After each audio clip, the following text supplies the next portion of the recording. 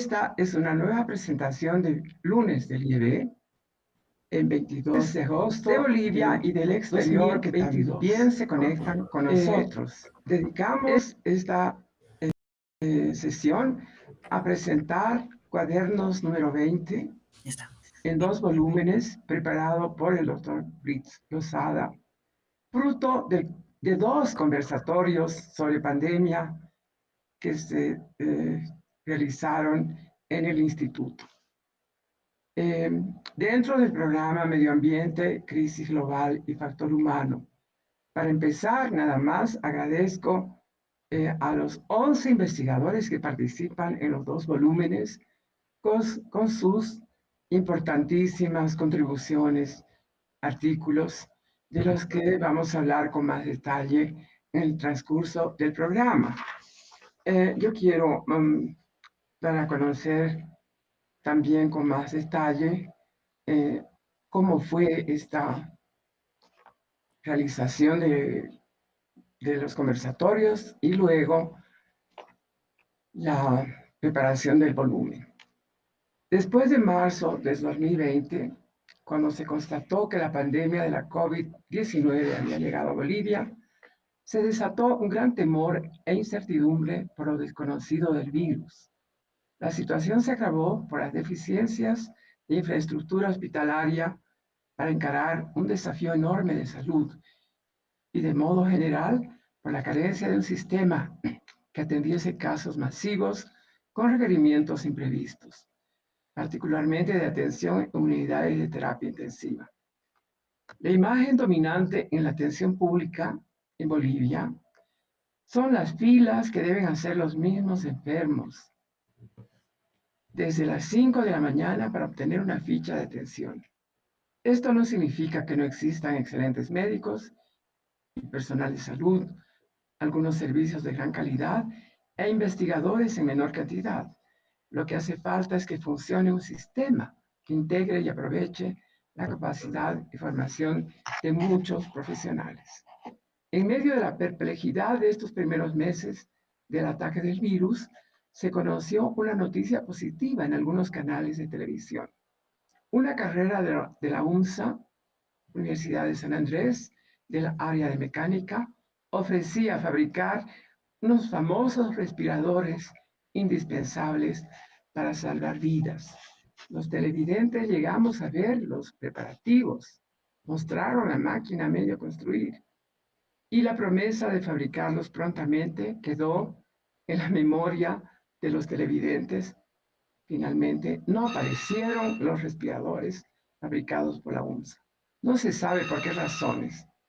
De esa manera, no se cumplió en relación a este proyecto uno de los objetivos de la Universidad Boliviana, que consiste en servir al país, no solamente formando profesionales, sino convirtiendo la investigación en tecnologías o insumos o productos necesarios para mejorar la vida de la población.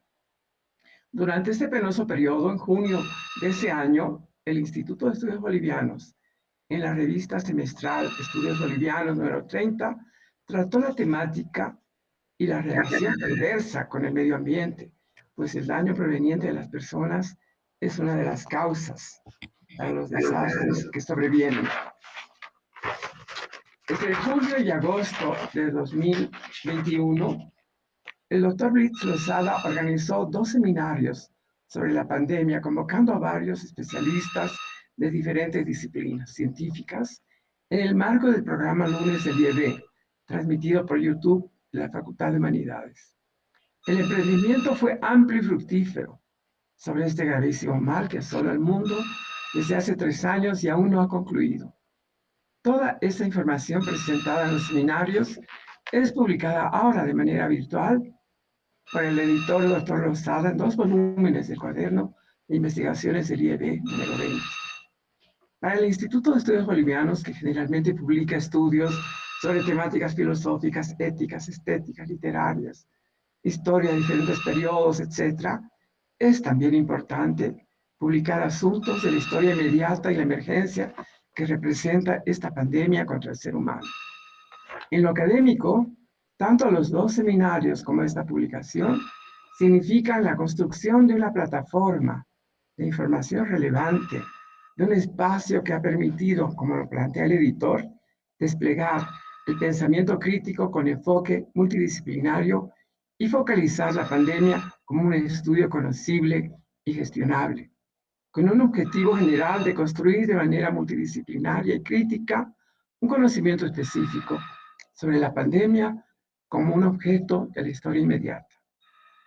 Así se cumplen diversos objetivos, como valorar los estudios multidisciplinarios sobre la pandemia, apreciando la pertinencia e importancia de las disciplinas médicas, como las ciencias políticas y sociales, valorar la comunicación disciplinar competente como horizonte de comprensión de los problemas complejos actuales, generar pautas viables de diálogo académico con impacto social, abrir líneas de investigaciones futuras sobre la grave problemática de la salud.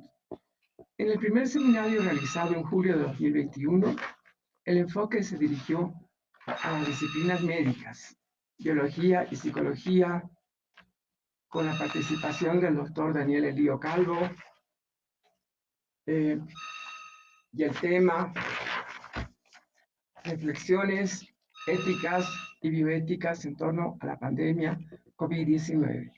El doctor Elío trató desde cuestiones de la historia y el origen hasta la ética de los líderes de la atención médica y finalmente las consecuencias de la enfermedad. El doctor Guido Zambrana Ávila, la medicina física y la rehabilitación de la COVID-19, se enfocó en lo impredecible e indescriptible de la pandemia en la historia humana y, entre otros temas, de la grave afectación general de los órganos, más allá del área respiratoria, hasta llegar al cerebro. La doctora Cici Donna Lozada Govilar se ocupó de la biología detrás de la pandemia, coronavirus, humanos, mutaciones y vacunas, atendidos en el hogar. Esta profesional se enfocó en la biología celular y molecular, las herramientas teóricas para comprender el funcionamiento de las vacunas y la complejidad de las infecciones. A continuación, la doctora Ciciana Miroslava Grisbowski habló sobre dinámica familiar en contextos de pacientes con COVID-19. El Magister Stefan Terrazas Villegas cerró el primer seminario con políticas comunicacionales y educativas contra la desinformación en la pandemia de la COVID-19.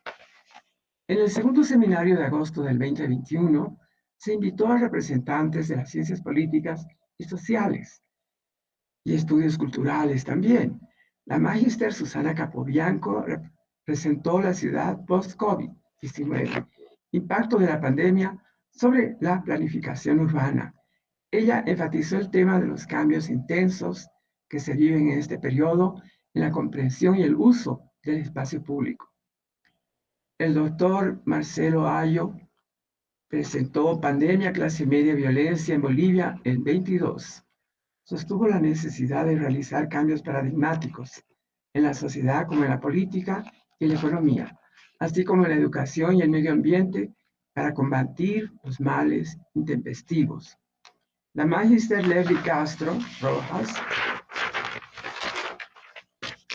se refirió a la soberanía estatal durante la pandemia, cuestionada por la globalización y la irrupción de la pandemia.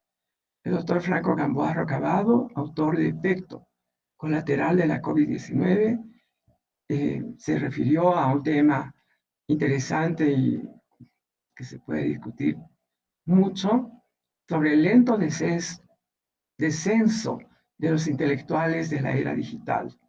Mostró una visión negativa de la actualidad en relación a la importancia y pertinencia del papel de los intelectuales, pues un manto de incertidumbre parece dominar el mundo con la presencia de información falsa y banal y los influencers como representantes de esta corriente nociva. El doctor Enrique Piña Melgar, en su ponencia La situación existencial frente a la pandemia, tuvo una mirada más optimista. Sostiene que se debería frenar el camino de la destrucción y comenzar a plantear una normalidad nueva, superior a la de ayer. El Doctor Blitz Jürgen Lozada Pereira cerró el evento con la pandemia para la filosofía de la historia.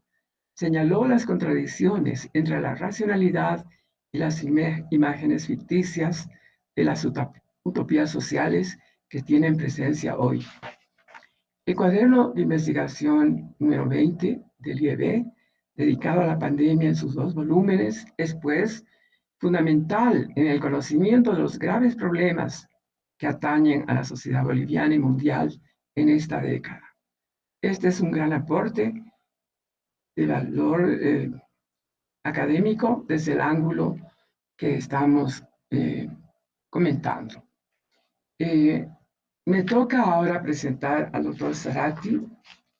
Voy a ver partes de su currículum vitae porque es el próximo invitado que nos va a hablar del prólogo y que está en este cuaderno número 20.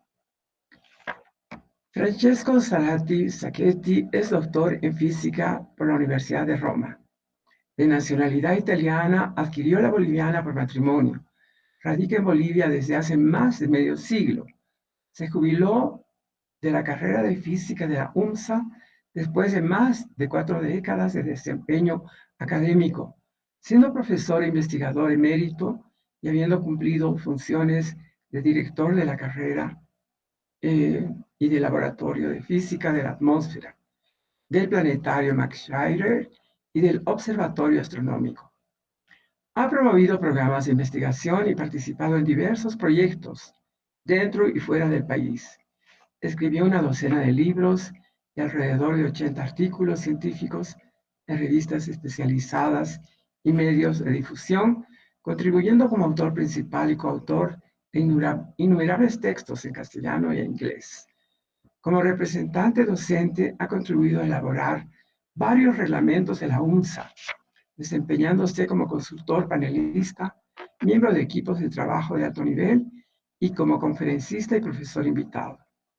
Es especialista en temas diversos relacionados con la energía, los hidrocarburos, la radiación solar, la educación superior y la exégesis bíblica, destacándose como columnista durante 2 décadas en periódicos de alcance nacional y en revistas internacionales. Ha efectuado una amplia labor de difusión científica. En política ha colaborado en el gobierno del presidente Carlos Mesa como asesor en energías e hidrocarburos, cumpliendo funciones de delegado para la revisión y mejora de la capitalización. Ha obtenido 4 premios nacionales y 2 internacionales por investigación científica, por su labor como periodista científico y por su dedicación a la enseñanza de la física.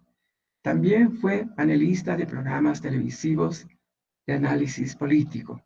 Así pues, tenemos a un extraordinario docente e investigador y difusor de las ciencias en la Universidad Mayor de San Andrés. Dejo con ustedes al doctor Francesco Zarate. Doctor. Muchas gracias, Beatriz, por la generosa presentación y a Blitz por la invitación a escribir el prólogo a este cuaderno número 20 en dos volúmenes y a los 11 autores, a los 12 autores de los 11 ensayos que realmente me han permitido profundizar los aspectos multidisciplinarios que ha conllevado enfrentar la pandemia COVID-19. He escrito un prólogo bastante largo de unas 3 páginas y tenía la duda si resumirlo y olvidarme de algo importante o bien comentarlo, leerlo y comentarlo. He optado por la segunda parte porque creo que fue un prólogo bastante meditado y resultado de una lectura minuciosa de los textos. Yo soy un hijo del posguerra. Nací el año 1947 en Europa Y he tenido la gran suerte que pocas generaciones han tenido de no tener ninguna guerra a lo largo de mi venerable edad, ¿no? Durante 75 años no he padecido ninguna guerra. He tenido que venir a Bolivia para tener un poco una sensación de qué puede ser un conflicto durante los innumerables golpes de Estado que desde el 73 hasta la fecha se han sucedido en Bolivia. Pero la idea de la guerra, como nos han transmitido nuestros padres, nuestros abuelos, ha quedado impresa en la mente, en el espíritu, de manera que cuando apareció la pandemia, la primera figura que me vino en la mente es que eso se parece a una guerra. Una guerra con cierta característica particular que hacen que la metáfora guerra se aplique a la realidad de la pandemia COVID-19 con ciertas particularidades. Se parece, decía, a una guerra, la COVID, porque su alcance, sus consecuencias no se reducen al ámbito militar. En una guerra, el ámbito militar es lo principal. Siempre nos han contado las guerras a partir de batallas, de avances, de retrocesos, de errores tácticos, estrategia, etcétera, alianza. Pero los que han vivido una guerra saben lo que significa el miedo a perder la vida, lo que significa la destrucción de una economía, lo que significa los efectos psicológicos que puede tener un bombardeo donde uno ve su casa alejarse, lo que significa para ciudades que reducidas en polvo, lo que significa también para relaciones humanas, familias destruidas entre el padre que va, el esposo que va al frente y que no vuelve, o si vuelve, digamos, no íntegro, con achaques y con secuelas físicas, psicológicas, mentales, que después afectan su vida futura. Una pandemia se parece a una guerra porque tiene estos efectos múltiples, pero tiene también diferencias importantes. La diferencia importante de la guerra es que ha aparecido y aparece en las pandemias repentina y imprevistamente. Se trata de enemigos invisibles. Sabemos en una guerra dónde está el frente, pero no sabemos dónde está el frente. Me acuerdo todavía hasta con, digamos, con una cierta molestia la búsqueda del paciente cero, del infectado cero, del contagiado cero en Bolivia, que era una mujer que llegó de Europa, que llegó a Santa Cruz, se quedó con algún pariente, se fue a Oruro, de Oruro se fue a La Paz, bueno, siguiéndole el rastro, ¿verdad? Como si fuera un espía que ha introducido en la guerra una variable que puede determinar la victoria o la derrota final. Entonces es una guerra no convencional, ¿no?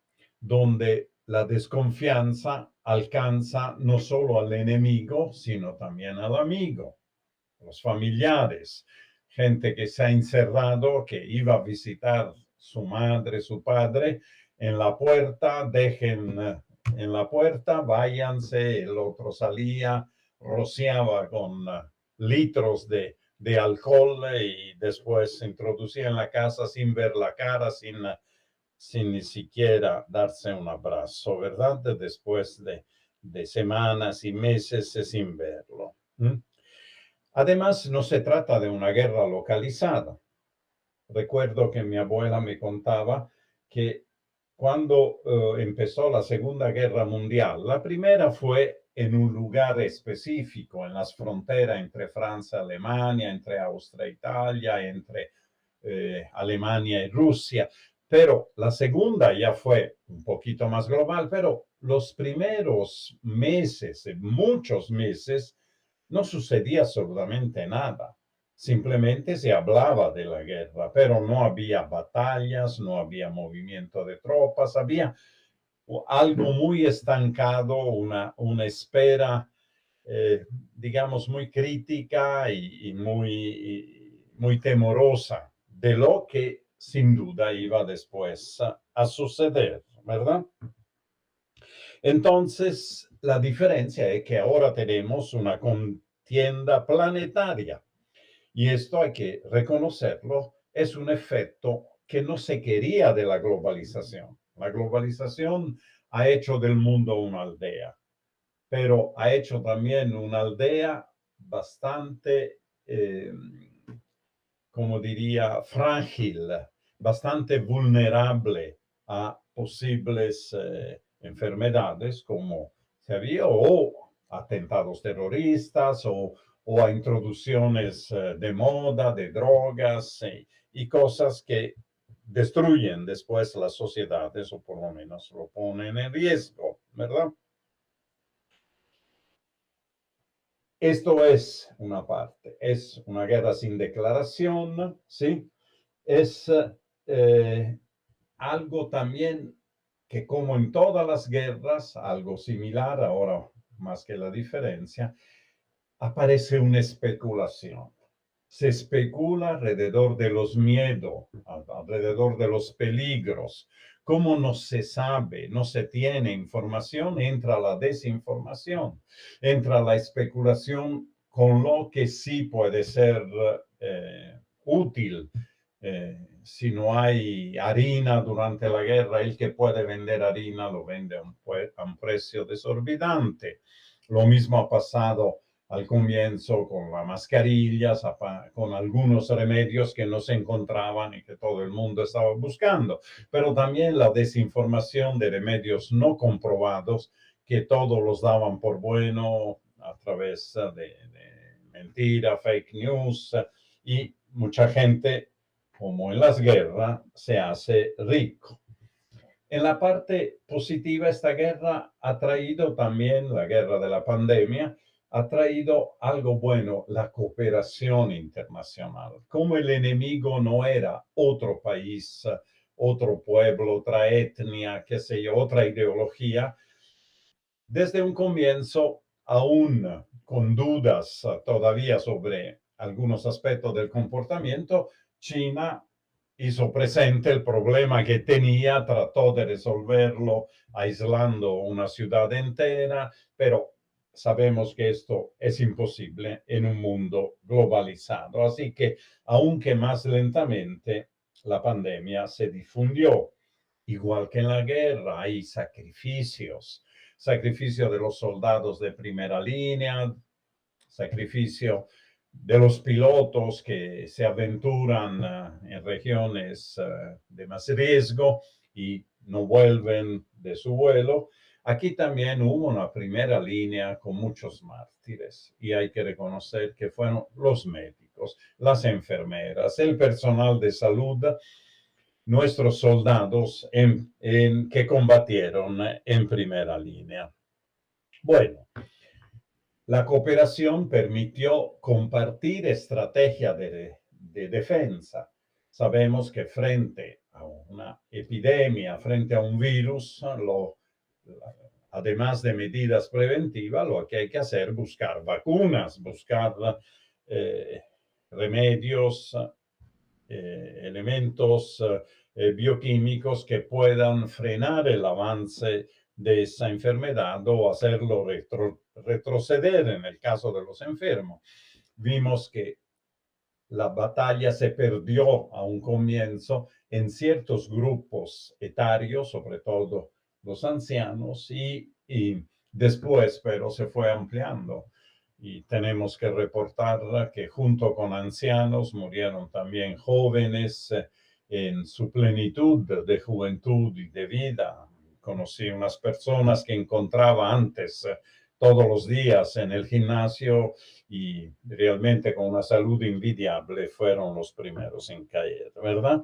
Porque eso sí, el COVID-19 no discrimina. Muy bien. Entonces, este es el contexto en que se presentó la pandemia COVID-19. Pero pasada la fase dura, la fase más crítica del bombardeo, para seguir con la metáfora militar, la humanidad empezó a reflexionar sobre las causas que la originaron, el comportamiento social, las reacciones y secuelas del cataclismo. Y mientras más se la estudiaba, mejor se comprendía el alcance universal de los efectos ocasionados en los individuos y en las sociedades. De manera que la iniciativa que tuvo la Facultad de Humanidades de la UNSA, en especial mi amigo Blitz Losada, siempre atento a lo nuevo y que la vida muestra, que la vida desafía, digamos, la vida desafía, tuvo esta brillante iniciativa de reunir a un grupo de pensadores y científicos bolivianos de diferentes áreas que individualmente y en conjunto han reflexionado sobre los efectos, las lecciones y las consecuencias ocasionadas por la pandemia y que incluso ahora, aunque en menor medida, sigue generando daños. Es obvio que aún en 2 volúmenes de un cuaderno de investigación, además elaborado casi sobre la marcha, mientras la pandemia todavía se desarrollaba. Entonces, en tiempo real, podríamos decir, no se puede abarcar todas las diferentes áreas, ¿no? No se puede abarcar el conjunto de consecuencias sobre la humanidad que ha tenido la pandemia, pero había que hacer una aproximación. Y este cuaderno número 20 es, a mi criterio, una buena aproximación que puede servir de base para futuros estudios más amplios y más extensos, digamos, ampliados a otras disciplinas y en extensión inclusive de las temáticas que cada disciplina realza en su tema. Decía antes que son 11 ensayos de 12 autores, un artículo es de coautoría, que me ha permitido reunirlos en 3 grupos.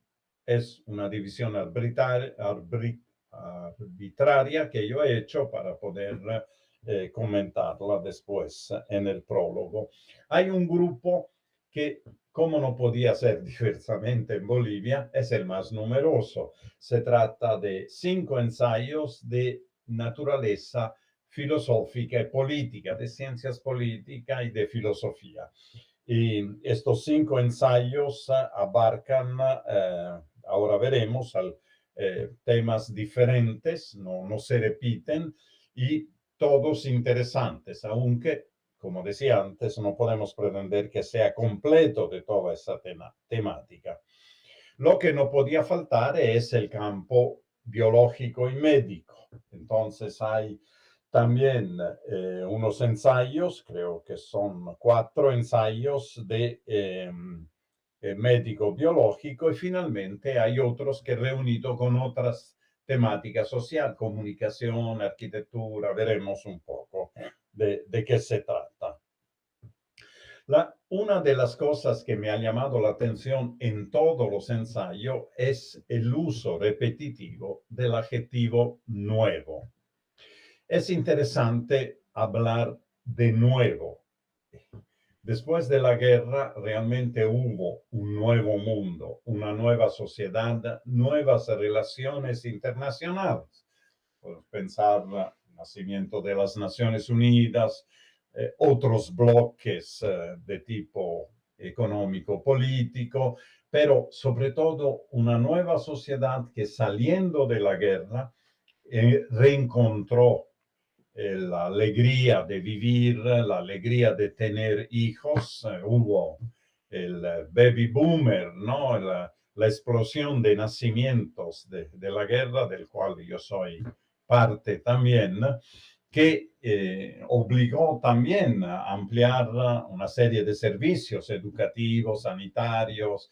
Fueron desafíos para los gobiernos de la reconstrucción. Hubo también gran cooperación, piensa en el plan Marshall para Europa, que significó para algunos países destruidos de la guerra poder reconstruirse desde las cenizas, como el ave fénix, y en pocos años recuperar el nivel de desarrollo, de riqueza que tenían antes de la guerra, aún habiendo perdido la guerra. Piensen en Alemania, piensen en Italia.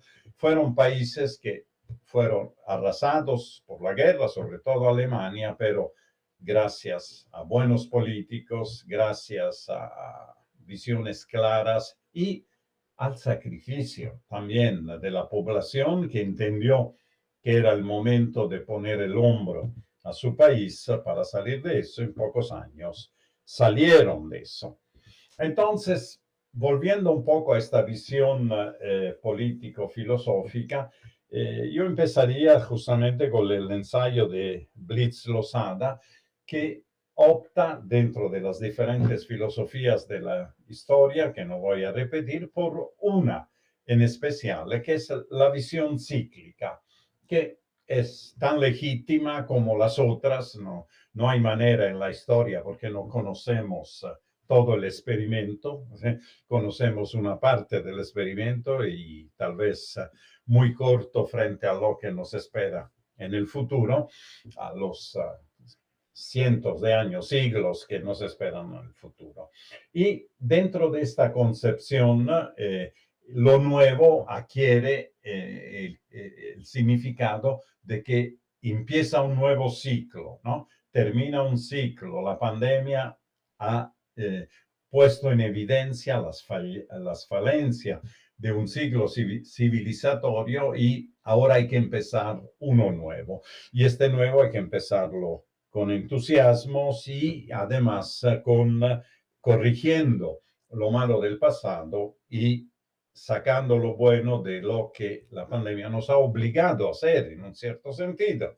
Después veremos cuáles son las cosas buenas. Nos hemos quedado con muchas cosas buenas. Una de estas es la posibilidad de presentar un libro estando a miles de kilómetros de distancia, siendo una cosa normal. Antes era excepcional. El libro se presentaba en el Paraninfo, en el Salón de Honor, había que estar ahí presente, había el cóctel de honor. Ahora nos olvidamos del cóctel, nos olvidamos de muchas formalidades. Podemos estar en pantuflas y recibir al rector o al presidente de la República en pijama y nadie se va a dar cuenta, ¿verdad? Esto es una de las cosas, a romper esos formalismos, ¿sí? Dentro de la exposición me voy a tocar solo un punto. Lo que están interesados, pues se lee en el prólogo en su totalidad, que es cuál es la concepción de las culturas indígenas. Según Blitz, él la asimila a la visión cíclica, y es cierto, ¿no? Hay una cierta visión de ciclos que ellos tienen, pero hay que reconocer también que la visión es en realidad híbrida, ¿no? Es una mezcla de una visión cíclica de que el mundo avanza en espiral, si quieren, no avanza en línea recta, que hay cosas que se van repitiendo, los Pachacuti, qué sé yo, no soy un especialista en esto, pero también esta historia se adelanta con fatalismo, con castigos, utopía, renovaciones cíclicas. Y no es directamente reconducible, digamos, a un paradigma, qué sé yo, de Giambattista Vico, de Nietzsche o de Toynbee, ¿no? La ponencia de Franco Gamboa fue un poco original, pero a mí me parece bastante pesimista que se acabó la intelectualidad. ¿Por qué? Porque, digamos, la información está al alcance de todo a través de las redes sociales. Entonces, el privilegio que podía tener el intelectual de haber leído ciertos libros, de tener conocimiento de ciertas tendencias, fenómenos, se acabaría porque todos tienen acceso al mismo material. Pero esto es relativo a mi criterio, ¿no? Todo está ahí, pero el problema es cómo encontrarlo, cómo buscarlo. Entonces hay que tener también métodos para buscar, interés para buscar y saber discernir entre el mare magnum de la información que uno tiene con ciertos instrumentos teóricos, saber separar, saber de alguna manera evidenciar líneas de desarrollo del pensamiento y de tendencias que el intelectual está está llamado a individuar, ¿verdad? Entonces, más de la muerte del intelectual, yo veo también en este caso una transformación, una transfiguración, diría, del rol del intelectual, ¿no? Que no es simplemente el que tiene una mayor riqueza informativa, sino el que tiene una mejor riqueza de análisis sobre la capacidad que tiene de discernir, ¿no? De alguna manera filtrar la información. Leslie Castro hace un ensayo que de alguna manera es polémico porque muestra cómo, igual que en las guerras, los gobiernos pueden aprovecharse para mil cosas, por ejemplo, para hacer grandes negociados, ganar o perder como en la guerra, se dice también, ¿verdad? O para reducir las libertades colectivas y personales. Eso de no poder salir de la casa, que si uno no tenía la mascarilla se lo podían llevar a la cárcel, no sé, no se entendía bien si le daban antes la mascarilla o no. Cosas también absurdas, pasar con un camión y rociar agua bendita. Se han hecho estas cosas que han desafiado un poquito la inteligencia de la gente, ¿verdad? Entonces, este concepto de los derechos y también, no solo individuales, sino también nacionales. La soberanía nacional no ha existido. En realidad, la que ha dado la línea a todos los países ha sido la Organización Mundial de la Salud. Entonces, yo he visto también reuniones de ministerios y de organismos para decidir la línea que daba, o por lo menos aplicar la línea que daba la Organización Mundial de la Salud. Y si miramos bien, todos los países han hecho lo mismo, algunos con más firmeza, con más rigor, otros un poco más blando, ¿verdad? Entonces, yo veo que esta reducción de la soberanía se debe lo mismo que se reducen ciertas libertades cuando hay un cataclismo. Si hay un terremoto, bueno, se dice que la gente no puede circular, si hay un incendio, se cierran las calles. No hay que tomarlo demasiado en serio. Son momentos especiales, a mi criterio, obviamente, que sí reducen las libertades, el margen de acción de los individuos, de la sociedad, de los países. Pero que pasado eso, uno puede recuperarlos, no es para siempre. Lo de Diego Ayo es también un poco desafiante porque él asocia un poco la violencia con la vuelta, ¿no?, a condiciones no de pobreza, sino de retroceso social de algunas clases. Bueno, el problema es que no se trata solo de digamos, un mero problema económico, sino también hay otras variables que explican la violencia. La violencia en gran parte, en Bolivia sobre todo, tiene sus orígenes económicas. Sabemos que esto es cierto. Los feminicidios muchas veces, más que por razones sentimentales, son por razón económica, por hacerse cargo de no poder hacerse cargo de los hijos, por los reclamos que uno lo hace. Entonces, hay en todo esto complejidad familiar, social, psicológica, pero la hipótesis, digamos, es interesante para trabajarla. Y finalmente, Enrique y Piña, con el optimismo que mencionaba Beatriz, cree que es el momento, el gran momento de la educación. Obviamente, siempre es el momento de la educación. Gran parte de nuestro subdesarrollo lo debemos al subdesarrollo en la educación. Entonces, la pandemia nos recuerda que la falta de educación puede empeorar, ¿no?, ciertas situaciones. Y si uno avisora una nueva normalidad, debería poner en primer lugar la educación en todos los campos, que permite ser hombres más íntegros, más integrales y más capaces de enfrentar los desafíos que el futuro nos presenta. Muy brevemente, el segundo grupo de los ensayos son de carácter biológico y médico, donde soy menos experto, pero me parece bien un ensayo como el de Sissi Losada, que informa de una manera sencilla, directa, sí,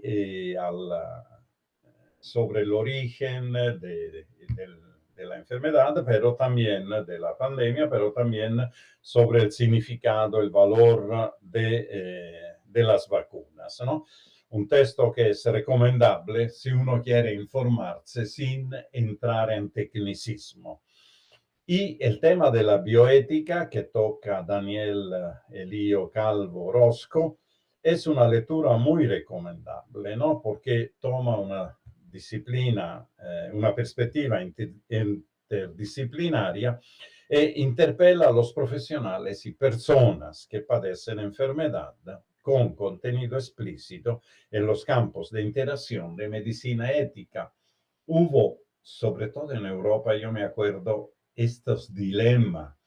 No había cama, no había respiradores, entonces había que hacer una especie de jerarquía entre los enfermos, quién entraba y con qué criterio descartamos la vida de un anciano. Discúlpeme que yo tome partido por los ancianos en este caso, ¿no? Respecto a uno que es padre de familia o que es joven, son criterios que pueden ser discutibles, ¿no? Una vida es una vida, pero también las limitaciones son las que son. Si hay 3 respiradores, si hay 30 pacientes, de alguna manera los médicos, ¿qué van a hacer? ¿A sortear? ¿Van a hacer una lotería? Es el problema también que el sistema de salud se ha encontrado totalmente en calzoncillos frente a eso. Y el último artículo en no, 2 artículos más, hay uno de Guido Zambrana que me parece importante porque, como en la guerra, la pandemia deja secuelas físicas que necesitan rehabilitaciones y, por tanto, se necesita un tratamiento no uniforme, sino diferenciado, y lo dice muy bien el autor. Y el último artículo de Sissi Grybowski y Eric Grybowski, me imagino los hermanos, explicita la tensión psicológica en una muestra muy reducida, no podía ser diversamente, estábamos saliendo apenas de la pandemia, pero de la importancia de la psicología cuando hay un enemigo invisible, cuando hay, digamos, riesgos incontrolables sobre la persona. El efecto no es solo sobre el cuerpo, sino también sobre la psique. Y finalmente, el último grupo. El último grupo me parecen 2 temas muy importantes. Uno es el tema de la desinformación. Realmente en la pandemia hemos sufrido mucho el tema de la desinformación. Hay gente que lo ha hecho simplemente por aparecer, por prestigio, por tener influencia, algo así. En las redes daban consejo de una cosa y la otra. Otro lo hacían de mala fe, los negacionistas, por ejemplo, negacionistas de todo, ¿no? Que en todo ven un complot. Y, y bueno, y eso ha creado, sobre todo en la gente sencilla, muchas dudas. Siempre es preferible recurrir a la ciencia que recurrir a los charlatanes. Y si hay dudas sobre lo que está haciendo la ciencia, hay que hacerlo con dudas científicas, haciendo observaciones de tipo científico. Y la verdad que la desinformación en un cierto momento se ha multiplicado exponencialmente y no sabemos cuánto daño ha hecho al final el uso de remedios caseros o químicos carentes de toda base científica, de todo control de calidad. Incluso toda la campaña contra las vacunas se ha demostrado al final que era una campaña criminal contra las vacunas, porque se ha demostrado que en la segunda ola, en la tercera ola, los que estaban vacunando han tenido mucha mayor probabilidad de salir del problema, de salir del contagio de los que no tenían vacuna, ¿no? Una vez más, el problema de fondo es la educación, en eso tiene razón Piña. Es decir, gente educada es menos sujeta a caer en esas trampas. Hay un tema que a mí me ha gustado mucho, en especial, y que realmente no es el primero que a uno se le ocurre, es repensar lo urbano, repensar la urbanística frente a eventos como esto. Normalmente por razones estéticas preferimos edificios bajos, extensos, pero también, ¿no? El problema de la extensión tiene sus consecuencias en las distancias, en poder trasladarse, mientras el hacinamiento es mucho más importante. Es decir, seguir haciendo departamento de un dormitorio, de 2 dormitorios, donde van a vivir familias de 5 miembros, de 6 miembros. Eso con la pandemia se ha demostrado que no es una buena idea, ¿no? Entonces, muchas veces se hace eso porque hay limitaciones en construir en altura. Y estas limitaciones son más de carácter estético.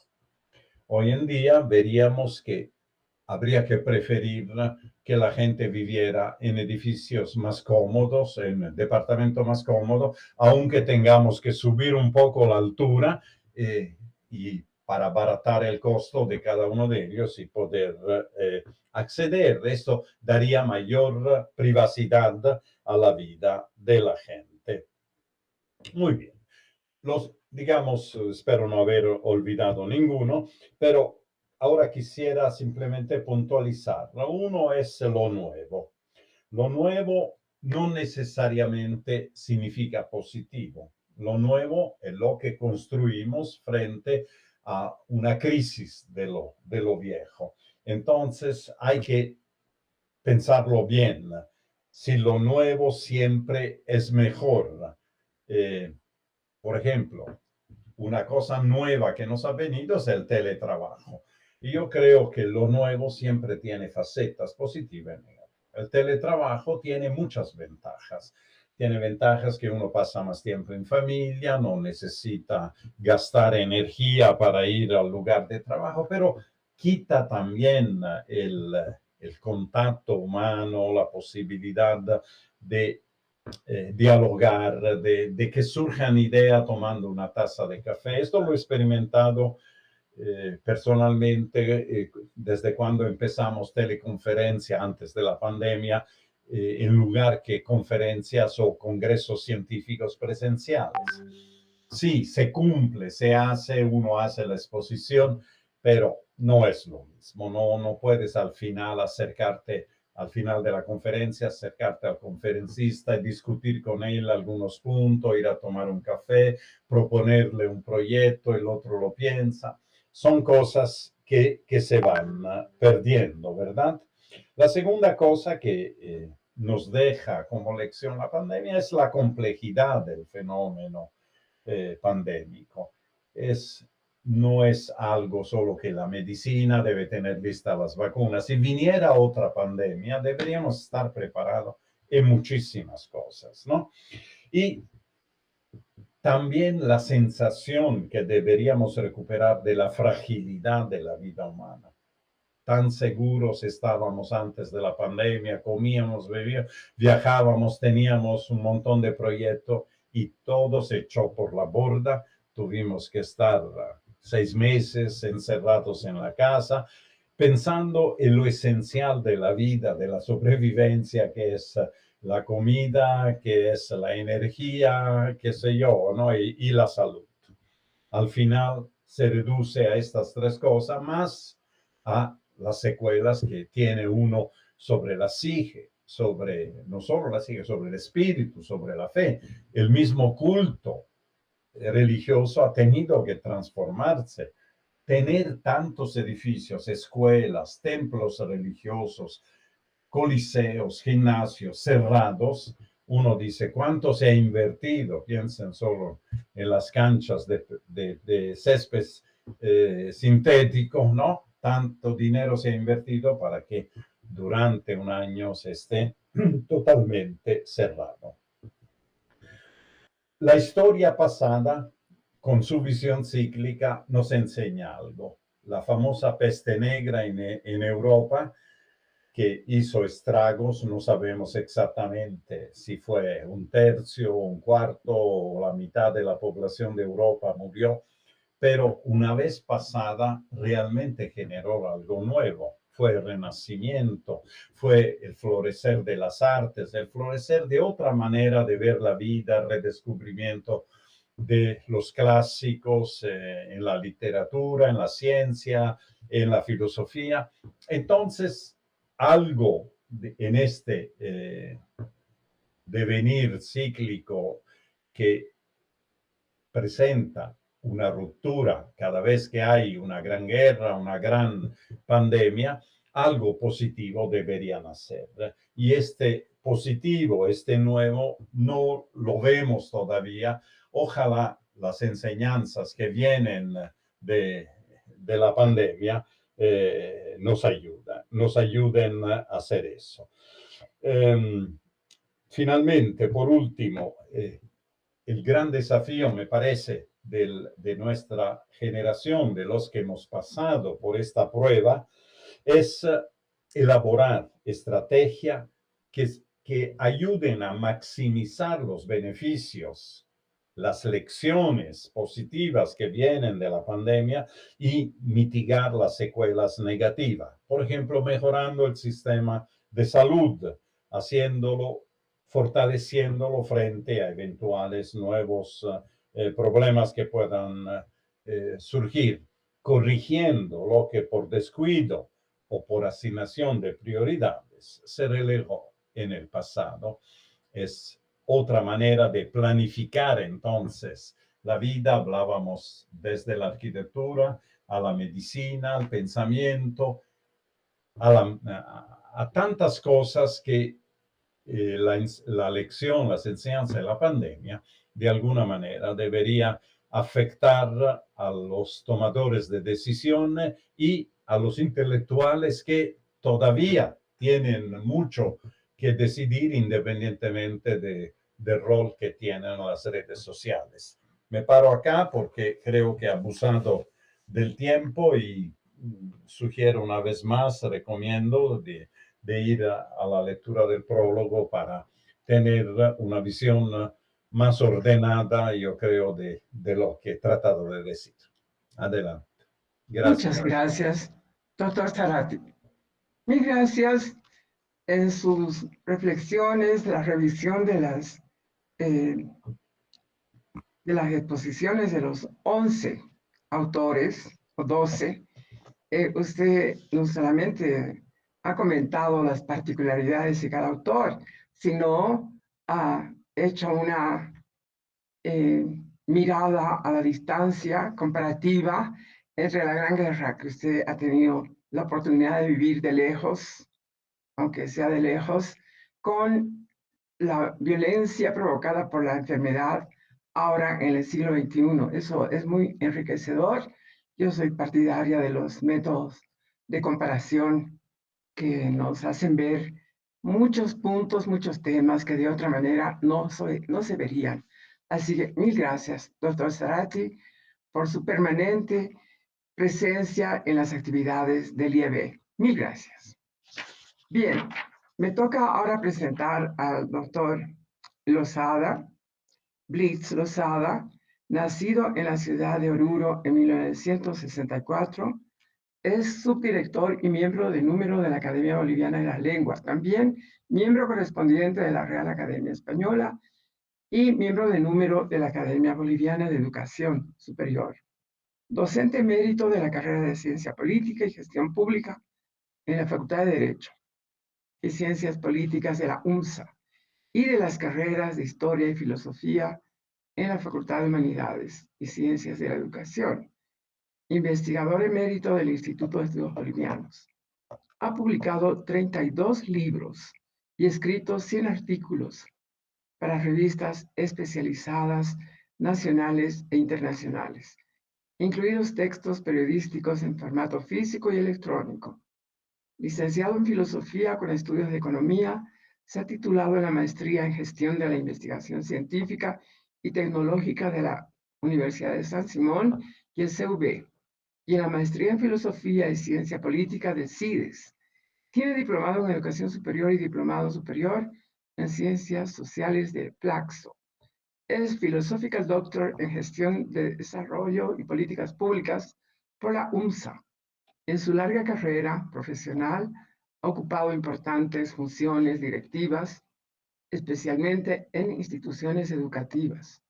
Obtuvo varios premios y fue miembro de los comités ejecutivos de la Confederación Universitaria Boliviana y de la Central Obrera Boliviana. Doctor Blitz Lozada, le ofrezco el micrófono para participar en relación a este cuaderno número 20 que usted ha preparado. Muchas gracias. Gracias, Beatriz, tú siempre tan gentil, promoviendo las iniciativas, dándoles cobertura institucional y motivando a quienes con humildad planteamos, realizamos y tenemos, aunque pequeños, pero significativos logros. Este libro, que lo pueden ver aquí, que en realidad es un cuaderno, además es el A con 5 artículos y ensayos, es el primer tomo, está con tapadura, se puede parar solito, eso es muy importante para algunas personas, y este es el tomo B, que tiene más 6 textos y están todos contribuyendo a esclarecer lo que fue la pandemia. Yo, en primer lugar, quiero agradecer a Francesco por el tiempo que se ha tomado de leer los artículos cuando todavía seguíamos en el proceso de edición, y él ha leído las primeras versiones de cada texto, de cada artículo o ensayo, y ha hecho muy generosamente, de manera honorífica, como todos los investigadores que han sido invitados, el prólogo que ahora hemos escuchado tan brillantemente comparado con la metáfora de la guerra. Es decir, es sin duda una guerra que hemos también atravesado con mucho dolor, muchas muertes y muchas situaciones inéditas. Yo poco creo que tengo que decir después de tan brillante exposición de mi amigo Francesco, que siempre que le pedí alguna contribución generosa ha respondido afirmativamente para realizar esta vocación de reflexión, de crítica, de análisis objetivo como el que hemos escuchado. Muchas gracias, Francesco, por este largo tiempo de trabajo. Hace más de un año que se han realizado los conversatorios y se han dado en un contexto todavía muy candente, muy difícil para todos. Hoy día muchas personas se olvidan de lo que fue la pandemia, tal vez como mecanismo de defensa, pero realmente ha sido algo, como todos sabemos, muy duro. De una u otra manera nos ha golpeado, no solamente en nuestra cotidianeidad, sino también en nuestras concepciones, nuestras también los valores, etcétera. Permítanme, yo voy a leer algo de lo que escribí en la introducción y si les resulta un poquito aburrido o largo, les pido que tengan paciencia. Creo que con los agradecimientos a Beatriz y Francesco he expresado lo más importante que quería expresar hoy, como también a los 11 autores, yo no me cuento entre ellos porque si no seríamos 12, que han contribuido de manera generosa con sus textos especializados. El cuaderno de investigación número 20, titulado 11 textos sobre la pandemia, desde la medicina, la biología, la psicología, la educación, los estudios culturales, la ciencia política, la sociología y la filosofía, está constituido por 11 artículos científicos y ensayos de igual número de autores, más uno como coautor, formados en disciplinas diversas. Ofrece visiones sobre la enfermedad global causada por el coronavirus. El prólogo del doctor Zarate sintetiza el contenido del libro e invita al lector a reflexionar sobre la gravedad de un proceso a escala planetaria.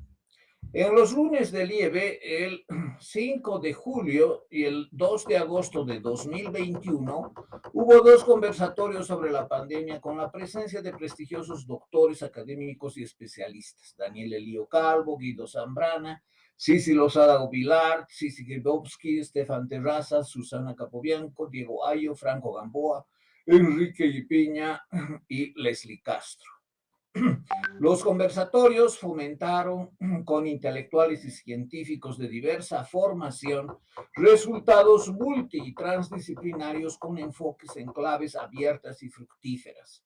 El cuaderno está constituido por 2 volúmenes que reúnen más de 300 páginas con ensayos y artículos que tratan temas como el origen del coronavirus, las formas de contagio, la declaración de la pandemia, las olas geográficas, las variantes, los esfuerzos contra los contagios, la diversidad de las vacunas, la inmunidad de rebaño, la recuperación y las dimensiones de la enfermedad, los problemas físicos y las prevenciones psicológicas, la familia, los valores, el cuerpo y la existencia humana, la moral social, la ética y la bioética, la condición humana ante la pandemia, las políticas públicas, los problemas del gobierno y la soberanía, la nueva normalidad impuesta, la educación, la comunicación, la salud y la economía en el mundo posterior a la pandemia, las expectativas sobre el nuevo urbanismo y el medio ambiente, la desinformación, la posverdad y las fake news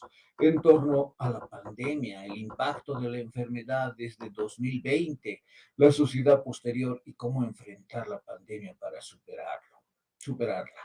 El cuaderno desarrolla contenidos de especialistas de los campos mencionados. Algunos textos incluyen fotografías, cuadros, figuras y otros recursos que mejoran la calidad de los artículos científicos y de los ensayos. Desde marzo de 2020 ha constituido la pandemia el objeto de estudio de sumo interés motivando investigaciones diversas. Es un acontecimiento trascendental por excelencia de la historia inmediata, no solo por las transformaciones instantáneas a las que ha dado lugar, por ejemplo, la cuarentena rígida dictaminada en la mayor parte de los países del mundo, sino por las consecuencias de diverso tipo que no terminan, configurándose un proceso en marcha que recién ahora permite avisorar un final posible. En nuestro contexto, la enfermedad ha cambiado una enorme cantidad de dimensiones de vida, afectando directa e incisivamente no solo la salud pública y la economía, sino produciendo cambios en la educación, el trabajo y la visión civilizatoria anteriormente prevaleciente. Interpretar la magnitud de tales transformaciones contando con información fidedigna y científica permitirá evaluar la relevancia de sus consecuencias como una actividad teórica. La publicación de 2 volúmenes del cuaderno número 20 contribuye a disponer de información relevante, desplegar pensamiento crítico con enfoque multidisciplinario y focalizar la pandemia como un objeto de estudio. Explicita aportes intelectuales desde 8 perspectivas que estudian el objeto, analizándolo e interpretándolo con diverso instrumental teórico y metodológico. El objetivo alcanzado plenamente es la construcción multidisciplinar y crítica de conocimiento, entendiéndola a la pandemia como un objeto de la historia, es decir, como parte del tiempo presente, con un pasado reciente vívido y tumultuoso, ante el que urge diseñar pautas de acción futura, tanto individuales como colectivas. A continuación, presento el contenido de los 2 conversatorios que fueron el preámbulo del cuaderno número 20. El primer episodio del día lunes 5 estuvo constituido por científicos que expusieron diferentes temas. El 5 de julio, el doctor Elío Calvo expuso la ponencia Reflexiones éticas y bioéticas en torno a la pandemia COVID-19. Trató las transformaciones de los contenidos biomédicos y ético-bioéticos, que desde antecedentes remotos configurarían la naturaleza y la evolución de la ética médica tradicional hasta que se cristalizó la actual bioética. La presentación mostró aspectos generales de la pandemia del coronavirus, destacándose su historia, su origen, aspectos de la microbiología, las infecciones, el tratamiento y la prevención. La ponencia se detuvo en la ética recurrente durante crisis sanitarias, analizando críticamente los principios éticos y las pautas que habría que salvaguardar en las pandemias.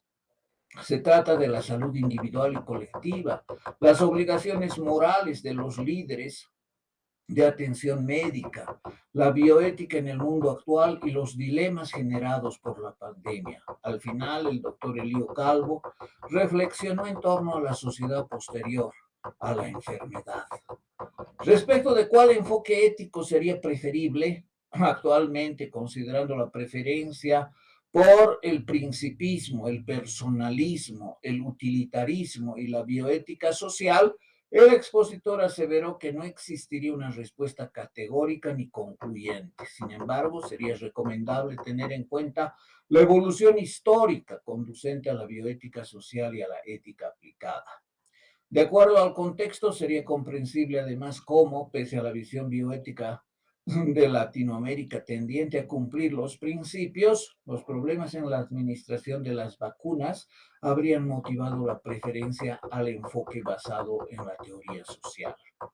El doctor Elío Calvo narró cómo su ex estudiante, cumpliendo labores profesionales de terapia intensiva, le confesó la sobrecarga de estrés que padecía cotidianamente al tener que decidir en un contexto de colapso a qué paciente debía privilegiar y a cuáles debía postergar o excluir respecto del empleo de las unidades de terapia intensiva. En medio de tal tensión, enfrentando las condiciones deplorables de trabajo de los médicos bolivianos, luchando contra la pandemia, el mencionado intensivista se contagió y murió. Así quedó sin respuesta su demanda de criterios para escoger quién tendría prioridad para vivir, si el paciente joven o el anciano, si la mujer o el varón, si la persona productiva o la desempleada, si el niño o el sujeto próximo a la tercera edad. Las condiciones de trabajo ocasionarían no solo situaciones de riesgo, sino cultivarían entornos traumáticos. Por su parte, el doctor Ido Zambrana, en su exposición La medicina física y la rehabilitación de la COVID-19, destacó que la enfermedad del coronavirus constituiría la más inexplicable, impredecible e indescriptible pandemia de la historia. Sus manifestaciones clínicas, atípicas, ilógicas y poco coherentes habrían removido y agudizado la crisis del conocimiento científico que antaño explicaba fenómenos evidenciados en otros padecimientos bacterianos, virales, inmunológicos, genéticos y medioambientales.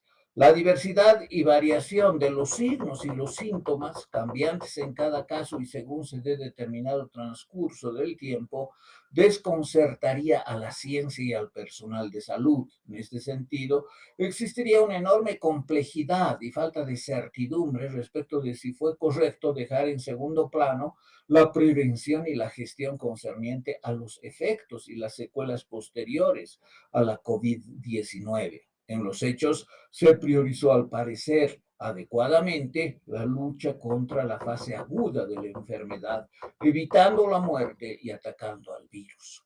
El perfil clínico evidenciaría una afectación general de la mayoría de los órganos, aparatos y sistemas, debiéndose modificar la idea inicial que localizaba el daño solo en el área respiratoria o en los pulmones. Progresivamente se habrían advertido manifestaciones de naturaleza vascular, inmunológica, neurológica, muscular, digestiva, sensorial, mental y multiorgánica.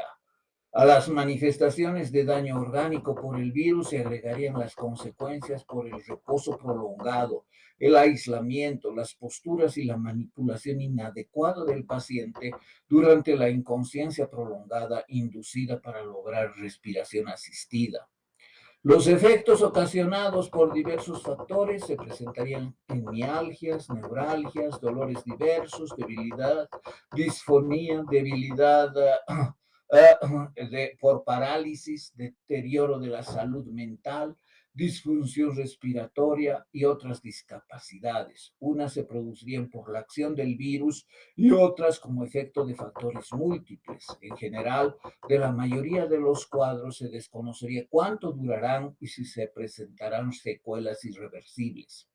De las manifestaciones y efectos posteriores de la COVID-19, varias serían evitables o recuperables, parcial o totalmente. Para esto se recomendaría procedimientos manuales, ejercicio, movimientos, posturas y uso de agentes físicos que son descritos como esquemas de manejo e intervención en cada caso.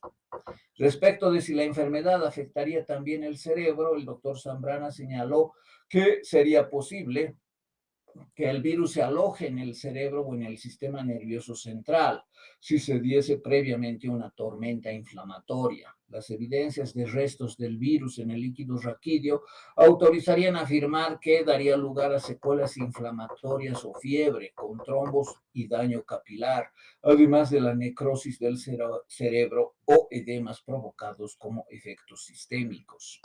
El expositor considera necesario completar la asistencia física con tratamiento psicológico para recuperar a los pacientes. Piensa que el trabajo debería ser conjunto, combinándose la labor de los médicos con la que desarrollan psicólogos y psiquiatras, tratando a pacientes hemipléjicos o parapléjicos, por ejemplo. La doctora Cici Lozada Govilarte, en su presentación La biología detrás de la pandemia, coronavirus, humanos, virus y mutaciones, trató los temas básicos de la biología celular y molecular que permiten entender los mecanismos biológicos de funcionamiento de las células, en particular cómo responden los agentes externos como los virus, de modo que el cuerpo se defienda. Los conceptos proveen las herramientas teóricas para entender cómo y por qué las vacunas funcionarían. También la expositora evaluó las vacunas más importantes contra el SARS-CoV-2, explicando el concepto de inmunidad de rebaño. Con base en los contenidos establecidos, argumentó respecto de las expectativas y las limitaciones de las vacunas. La doctora Lozada Govilar criticó que debido a la insuficiente celeridad de la vacunación y a su limitada cobertura, es posible que no se logre la inmunidad de rebaño que podría alcanzarse en un escenario expectable. Explicó cómo el virus infectaría la célula y al reproducir su código genético cometería errores al azar, llamadas mutaciones. Estas ocasionarían cambios estructurales en el virus, por ejemplo, en la llamada proteína espina, que permite penetrar en las células con diferente eficiencia según las variantes. Cada contagio sería una oportunidad para que se generen variantes inéditas. Así, el virus evolucionaría, siendo poco probable que las vacunas sean plenamente efectivas ante el cuadro de nuevas mutaciones. Respecto de si los protocolos de investigación establecidos por los comités bioéticos serían satisfechos en el desarrollo de las vacunas, la expositora señaló que solo podría referirse a la vacuna Sputnik, que al parecer habría pretendido prescindir del cumplimiento de algunas etapas del protocolo. También afirmó que como bióloga sería inadmisible para ella que existan patentes para las vacunas. Ante la crudeza de la pandemia, que las farmacéuticas transnacionales pretendan ante todo lograr beneficios económicos, no tendría sentido y sería repudiable.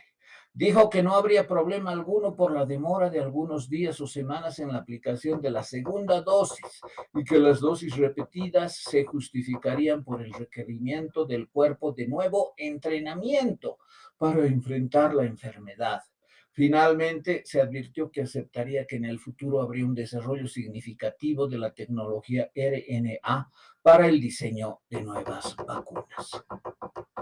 Dinámica familiar en contextos con pacientes con COVID-19 atendidos en el hogar. Fue el título de la presentación oral de la doctora Sisi Gribowski. Ella expuso cómo la dinámica familiar variaría de acuerdo al tipo de familia y el periodo de ciclo en el que se encontraría el paciente. Remarcó la importancia de brindar psicoeducación al paciente y a la familia, considerando el tratamiento a la enfermedad y las reacciones emocionales, incluso en la situación de pérdida.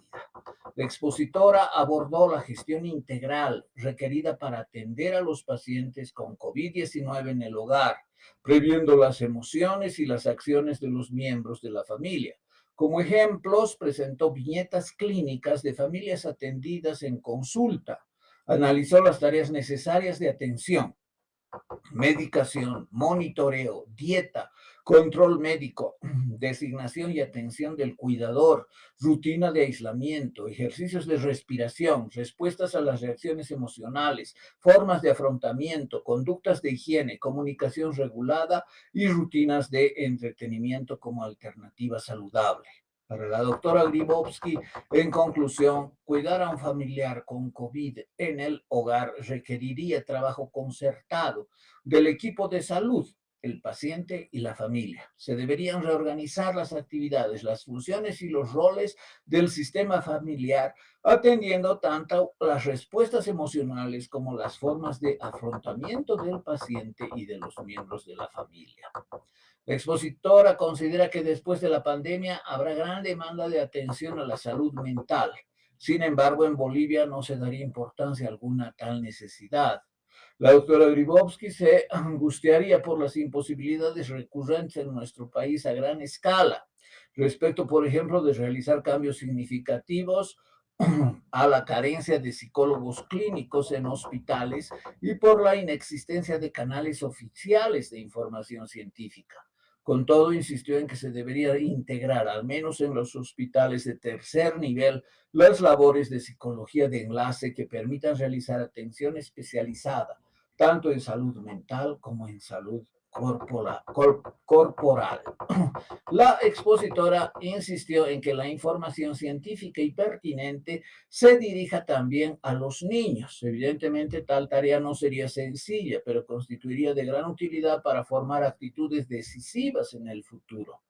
Sería recomendable que se implemente coterapia entre especialistas, de manera que el paciente esté bien informado, sus preguntas reciban respuestas autorizadas del equipo de salud, siendo objeto de actividades de psicoeducación regular.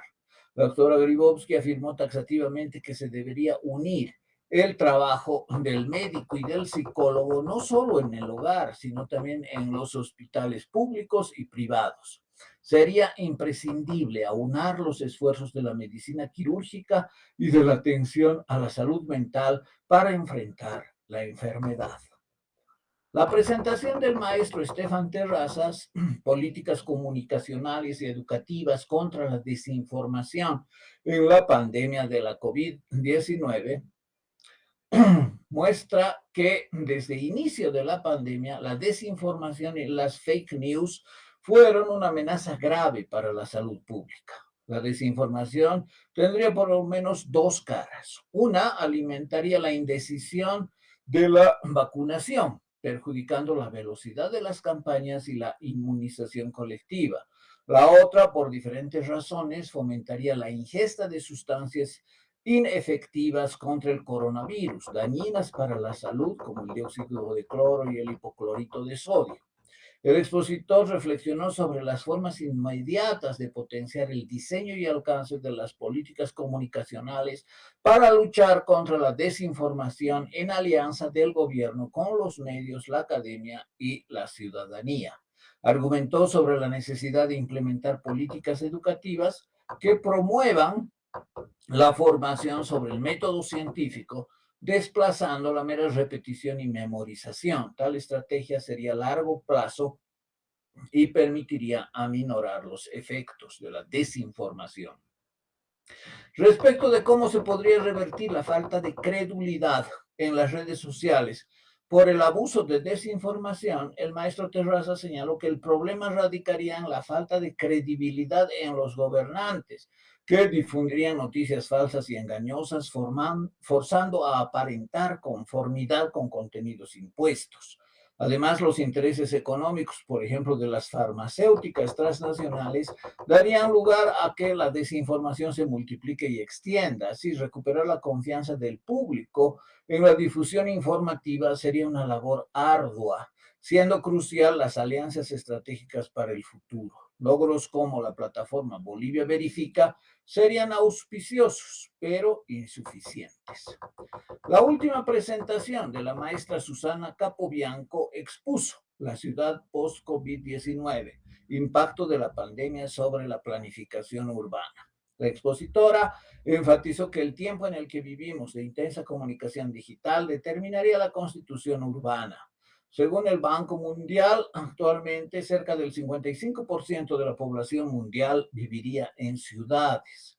América Latina se caracterizaría por poblaciones migrantes del campo con mayor volumen y rapidez. Hasta antes de la pandemia, lo urbano fue pensado en términos tecnológicos, ciudades inteligentes y sostenibles. Los planificadores urbanos concebían el espacio desde la perspectiva de las personas y su derecho a la ciudad. La pandemia habría puesto de relieve en enorme medida el fenómeno de las ciudades como centros de emergencia, aunque también como espacios de solución. La pandemia cambió de manera dramática el uso del espacio público. Ante la constatación de que otras pandemias podrían irrumpir en el futuro inmediato, se habría abierto el debate sobre lo urbano como sustantivo.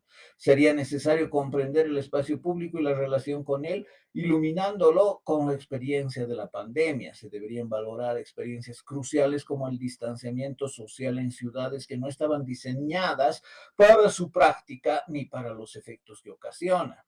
Sería imperativo esbozar respuestas a preguntas como ¿qué elementos clave se debe pensar en las áreas urbanas? ¿Qué sistemas deberían integrarse y qué niveles organizacionales para alcanzar resultados satisfactorios? ¿Y cómo se articularía el sistema de salud con la planificación urbana? Ante las objeciones de que cambios radicales en las ciudades, por ejemplo el transporte subterráneo, serían imposibles, la maestra Capobianco enfatizó la necesidad de enfrentar el desafío de la transformación urbana, entre otras razones por el requerimiento ecológico de disponer del medio ambiente sostenible, porque habría que lograr equidad social, especialmente con los sectores vulnerables y debido a que se requeriría una nueva lógica de escala que priorice la salud desde el hogar hasta la comunidad. La expositora refirió cómo las limitaciones urbanas habrían mostrado su gravedad al grado de que las urgencias de la pandemia no fueron respondidas. Al respecto, sería imperativo encarar problemas tales como el saneamiento del aire. Aunque la infraestructura urbana sería cara a escala gigantesca, sería imprescindible que el ser humano contribuya a que la naturaleza se recupere, recomponiendo situaciones deseables. Aún sería dable pensar que gracias a la creatividad e inteligencia humana se puede diseñar e implementar soluciones efectivas. Tales serían los casos, por ejemplo, en Bolivia, del teleférico integrado a otros sistemas, en tanto que en Brasil se desarrollaría muy auspiciosamente la llamada acupuntura urbana. Pero la realidad es que en Bolivia la mayor parte de los hospitales tendrían ventanas que no se abren, incrementándose exponencialmente el riesgo de contagio que enfrenta el personal de salud. Por otra parte, es absurdo exigir distanciamiento social cuando los hogares de amplios sectores de la población, consistentes en 2 o 3 ambientes, albergarían a 7 o más personas. Tal sería la realidad de pobreza con deficiencias y hacinamiento, en la que, sin embargo, se podría presumir que en el futuro se incrementará la atención de los pacientes en el hogar. Al conversatorio del lunes 2 de agosto de 2021, la pandemia de la COVID analizada por las ciencias políticas y las humanidades, se conectaron 5 expositores. El doctor Diego Ayo, presentó sus ideas con el siguiente título: Pandemia, clase media y violencia en Bolivia en 2022. Afirma que la incidencia de la COVID-19 pondría en riesgo a la democracia, es decir, debido a que se habrían intensificado los controles institucionales y la restricción temporal de las libertades, puesto que se habrían multiplicado los abusos gubernamentales con medidas desproporcionadas y aplicaciones excesivamente prolongadas, la democracia se habría deteriorado a escala global. La entidad dedicada a medir la variación de la democracia, The Dem Institute, habría establecido que durante el primer cuatrimestre del año 2020, de 142 países, 48 tendrían alto riesgo de deterioro democrático, en tanto que 34 evidenciarían riesgo medio. Bolivia, por su parte, con el llamado modelo de democracia comunitaria imperante desde 2006, se habría degradado tanto política como institucionalmente, reproduciendo la corrupción y la ineptitud durante el gobierno de Janine Áñez. El efecto sería que dicho gobierno favoreció al movimiento al socialismo para que se reditúe asumiendo el mando en 2020. Según el investigador, los discursos sobre la pandemia no deberían difundirse con palabras grandilocuentes. La problemática de la pandemia rebasaría la salud e incumbiría, por ejemplo, a la educación y al medio ambiente, exigiendo precautelar el planeta. La pandemia habría permitido advertir mejor la necesidad de implementar cambios paradigmáticos, por ejemplo, en la economía y la política. Además, sería imprescindible evitar los efectos ocasionados por quienes opinan con desparpajo, sin conocimiento y con solo interés. A riesgo de caer en pedantería, el doctor Ayo defendió que la política debería reconstituirse asentándose en el diálogo sin límites ni exclusiones. Serían los guerreros digitales quienes aplastarían los valores intelectuales, quienes crearían y reproducirían falsedades como la invención del golpe de Estado de 2019 y quienes obstaculizarían el diálogo porque aparte de apretar teclas no podrían repetir ningún argumento. Ante la pandemia sería adecuado clasificar las actitudes y conductas de los políticos. Desde un extremo, Angela Merkel en Alemania, expresando transparencia, valoración de la palabra de los científicos, sensatez, sinceridad y razón, hasta el otro extremo, la irracionalidad de Evo Morales en Bolivia, utilizando la enfermedad global para verter insultos por doquier, ya que, según su visión, así favorecería a su partido político. Según él, más cuanto mayores serían las mentiras que formule, no exentas de asusamiento ni oportunismo. El doctor Ayo exhortó a superar la trivialidad en el discurso sobre la pandemia con proyecciones importantes y globales para los próximos 5 o 10 años. Muy cercana a la ignorancia manipuladora de Evo Morales, habría expresiones que referirían a la enfermedad del coronavirus como apenas un resfrío inofensivo, que la vacuna convertiría a quienes se dejasen inocular en hombres lobo y que junto con la vacuna se introduciría en el cuerpo de las personas un chip espía para arrastrar todo tipo de información personal. La exposición La soberanía estatal durante la pandemia de la maestra Leslie Castro reflexionó sobre el rol de la soberanía estatal desde sus orígenes, habiéndose modificado especialmente por la globalización y la irrupción intempestiva de la pandemia. La soberanía fue tratada a partir de una aproximación conceptual. La expositora analizó cómo dicha soberanía no desaparece durante la pandemia, acomodándose las políticas públicas al escenario del Estado plurinacional.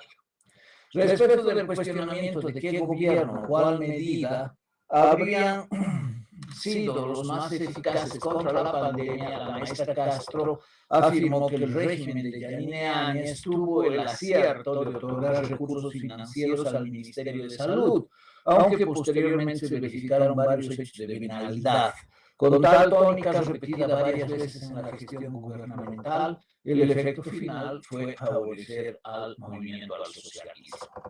La maestra Castro afirmó que la soberanía solo residiría en el pueblo durante el periodo de elecciones, que concluiría con la elección de quienes serían elegidos. Incluso en los demás órganos de gobierno y en cualquier asamblea constituyente formada por representantes elegidos, la soberanía no residiría en el pueblo, se la delegaría.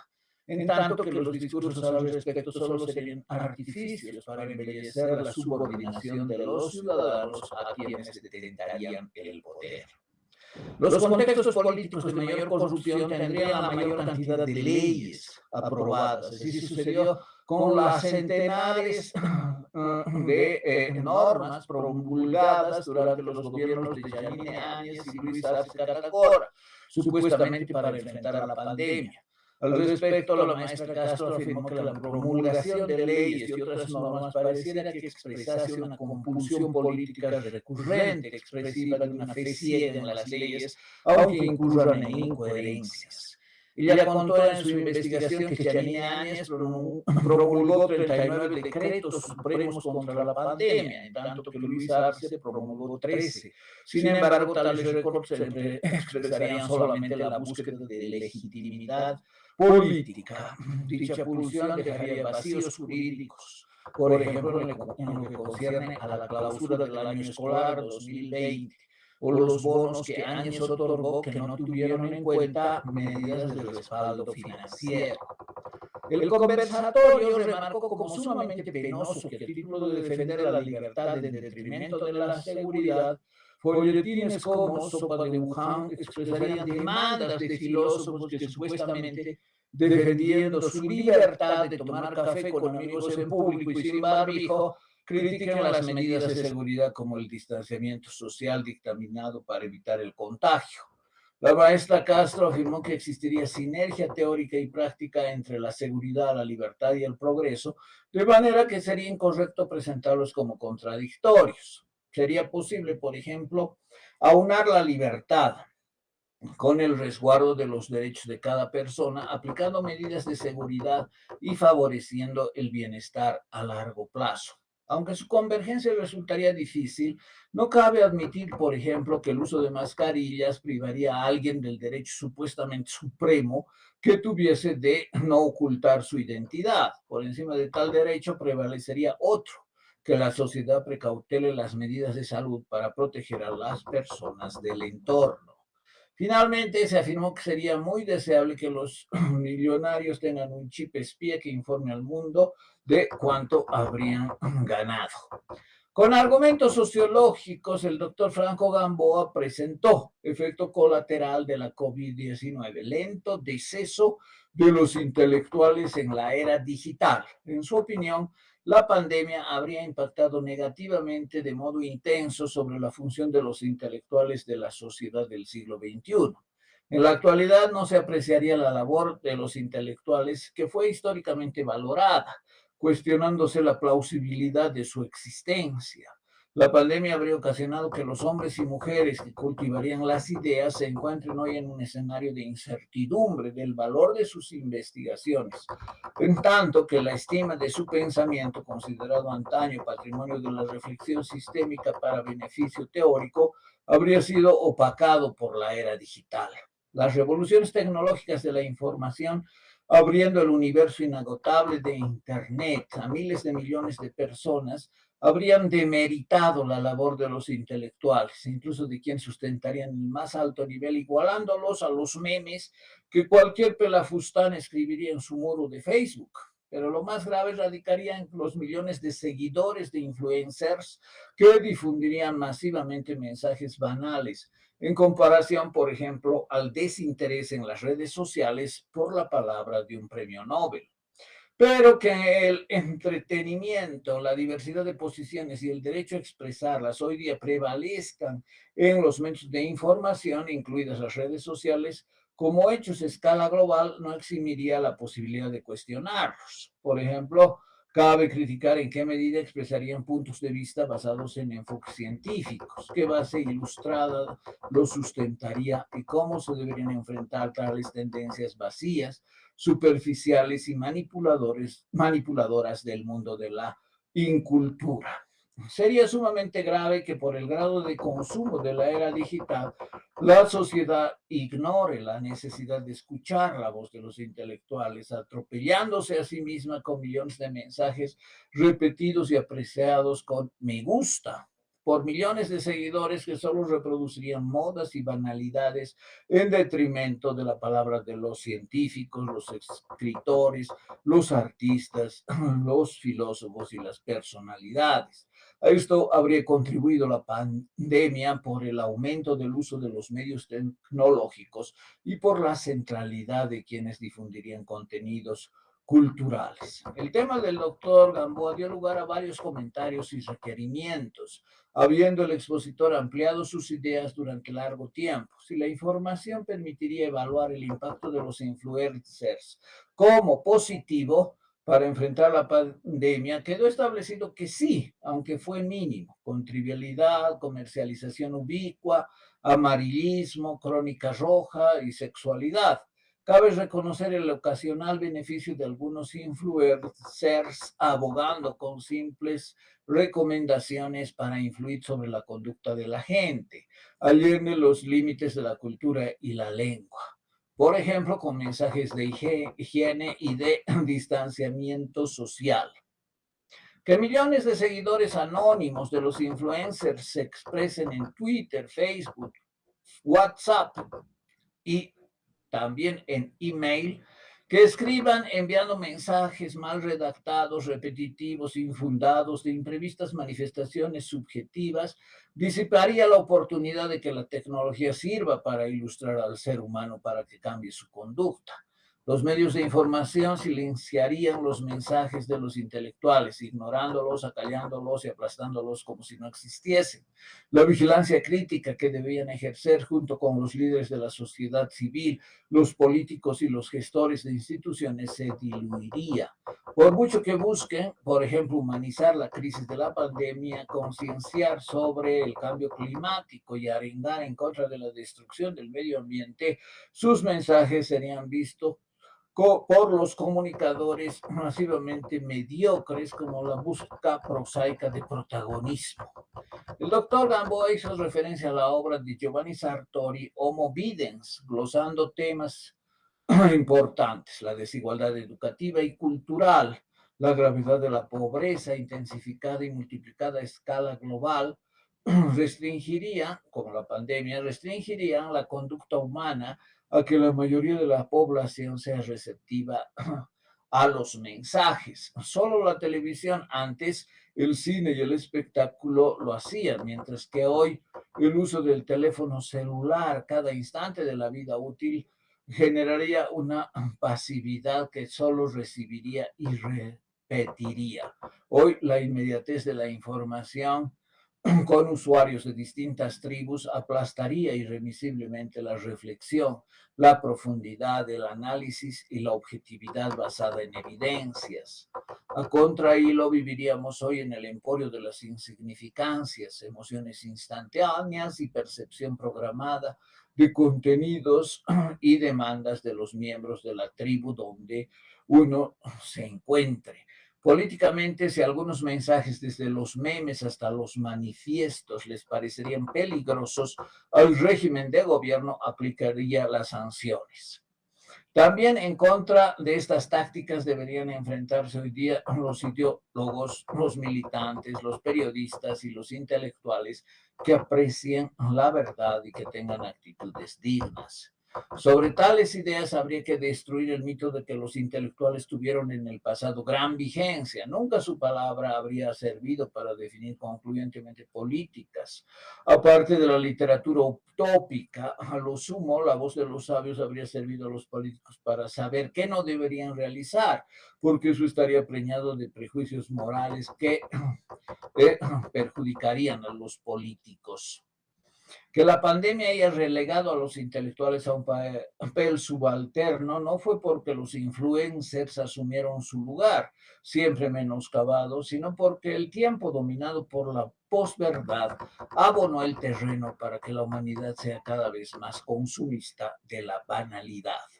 La vigencia de los influencers no se debería solo a las características deleznables de sus mensajes.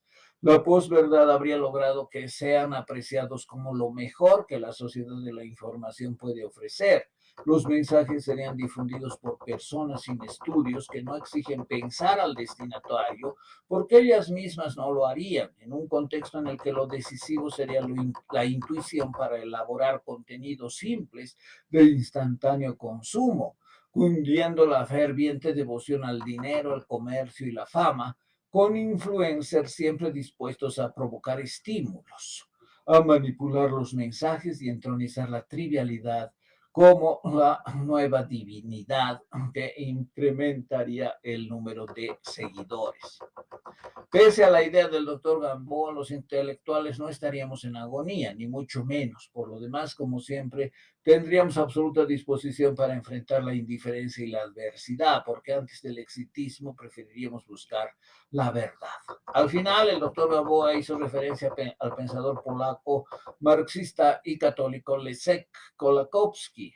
Dicho filósofo habría criticado cómo muchos intelectuales se debatirían en la alternativa de, por una parte, sobrellevar el sentimiento de dolor y por otra, sobreponerse al temor. La actitud soberbia de los intelectuales se explicaría en general porque se asumirían a sí mismos como personas superiores, pertenecientes a una élite abocada a trabajar con ideas difíciles y abstractas. Sin embargo, no será apreciado como deberían serlo. A los intelectuales les surgiría un sentimiento de insatisfacción que se le convertiría en dolor, porque además casi siempre sus ideas terminarían desechadas.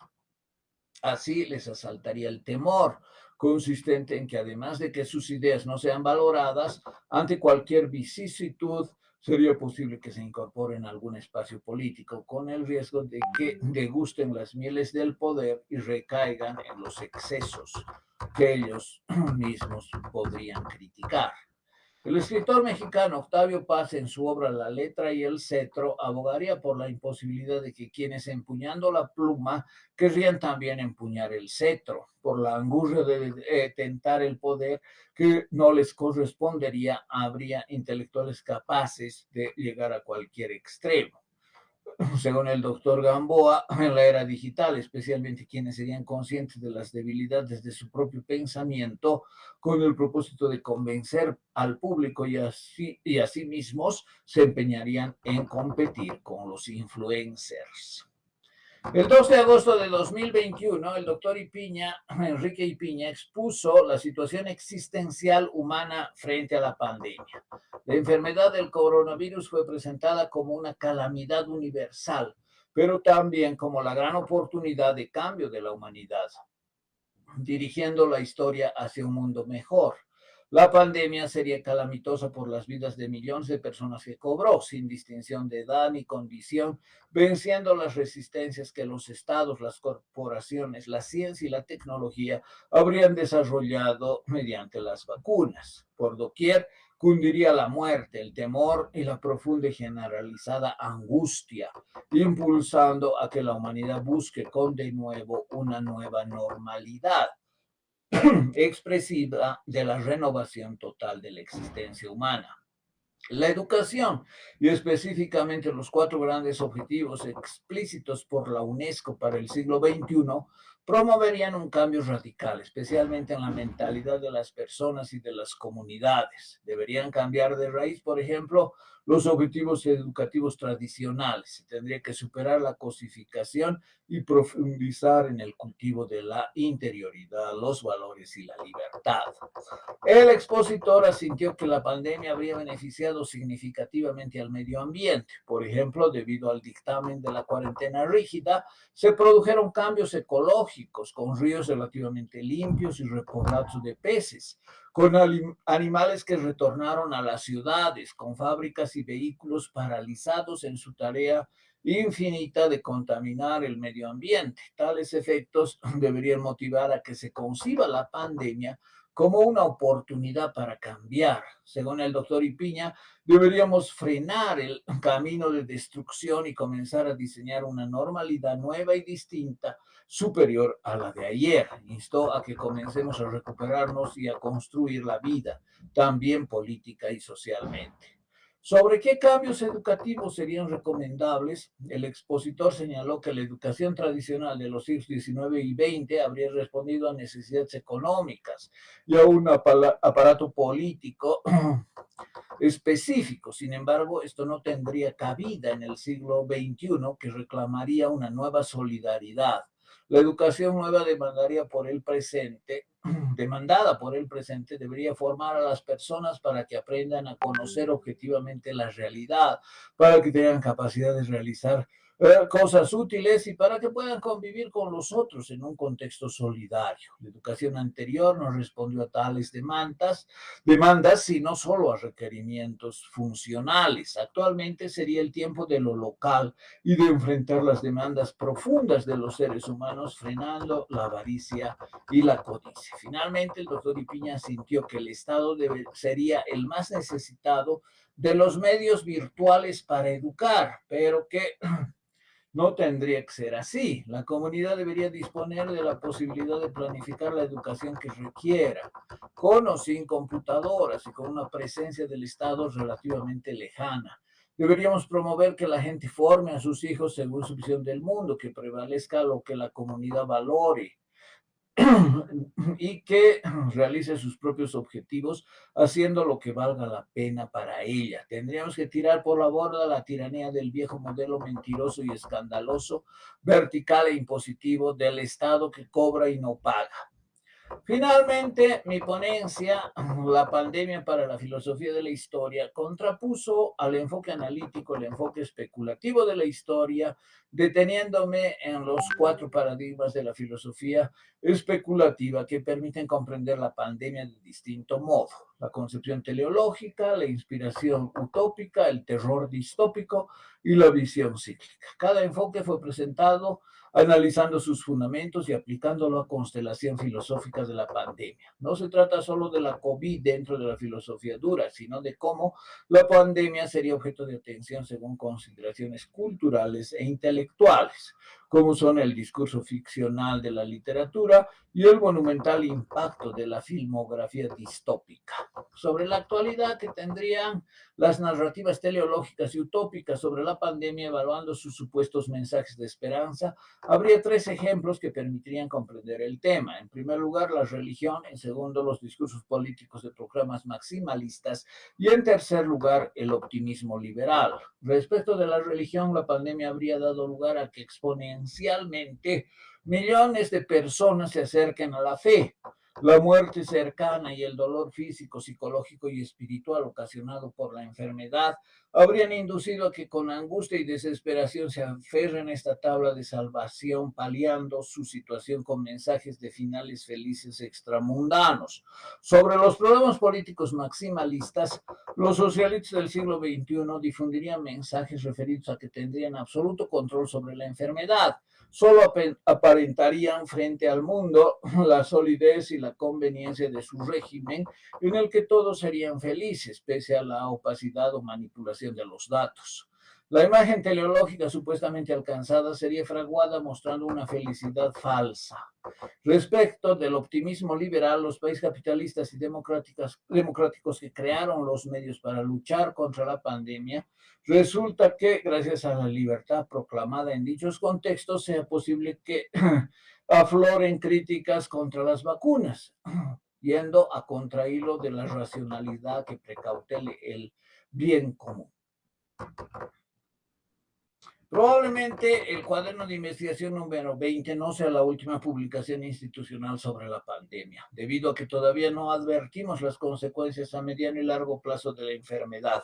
Es posible que en el futuro se realicen investigaciones sobre la COVID-19 desde perspectivas disciplinares con impronta étnica, jurídica, económica, histórica o antropológica, actividades que podrían incluir seminarios con la publicación de artículos científicos, libros y ensayos. Lo que caracteriza al IAB es la publicación de textos de encomiable valor académico, procedentes de investigadores de dentro y fuera de la entidad, con diversos aportes, perspectivas y opiniones que se ofrecen al gran público. Muchas gracias.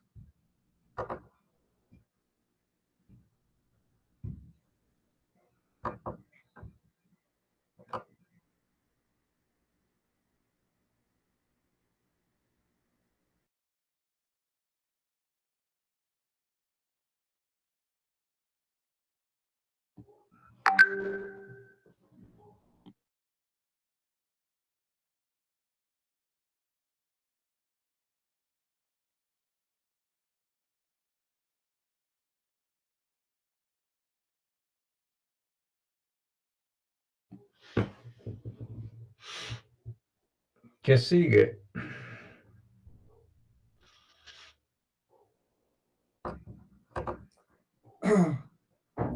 La clausura de parte de Beatriz, me parece, Francesco, pero Beatriz creo que está con problemas de conexión.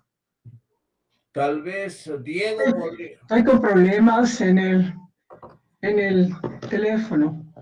Bueno, muchísimas gracias a nuestros dos presentadores de este cuaderno 20. Nos han ofrecido en 2 horas esta tarde un recuento, comentarios sobre los trabajos de los 11 autores en relación a la gravedad de la pandemia, que como decía uno de ustedes, aparentemente la gente va olvidando lo malo que pasa. Será por un deseo de sobrevivencia, pero en todo caso ya sabemos, la humanidad entera sabe que no van a acabar los virus, van a seguir apareciendo y tenemos que estar preparados. Muchísimas gracias a los dos presentadores, doctor Zarate, doctor doctor Itz Lozada, a todo el público que nos ha seguido y también a los jóvenes de la unidad de comunicación y, por cierto, al licenciado Pomar. Muchísimas gracias. Será hasta una nueva oportunidad en que nos veamos en un siguiente lunes de IEB. Buenas noches. Muchas gracias. Buenas Adiós. noches. Hasta luego. Chao. Gracias. Gusto.